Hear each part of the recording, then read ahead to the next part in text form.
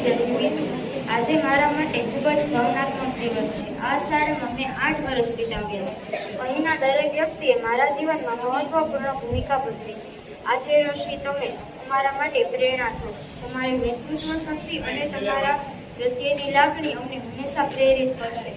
તમારા માર્ગદર્શન અમે આગળ વધીએ છીએ। તમે અમારા ભવિષ્યને સુંદર બનાવ્યું છે। શિક્ષકશ્રીઓ, તમે અમને જ્ઞાન આપ્યું છે, માર્ગદર્શન આપ્યું છે અને અમને આગળ વધવા પ્રેરણા આપી છે। તમારો આદર હંમેશા અમારી સાથે રહેશે। તમે અમને માત્ર વિષયો જ નહીં પરંતુ જીવનના વિવિધ પાઠ ભણાવ્યા છે। અને મારા વિદ્યાર્થી મિત્રો, તમારી સાથે કાઢેલા સમયને હું ક્યારેય પણ નહીં ભૂલી શકું। આપણે સૌએ સાથે મળીને ખૂબ સારો સમય પસાર કર્યો છે। આ યાદો હંમેશા મારી સાથે રહેશે। આપણે સાથે મળીને શાળાના વિવિધ કાર્યક્રમોમાં ભાગ લીધો છે। પણ હા, ક્યારેક આપણે ઝઘડ્યા પણ છીએ, પણ આ ઝઘડાથી આપણી મિત્રતા વધુ મજબૂત બની છે।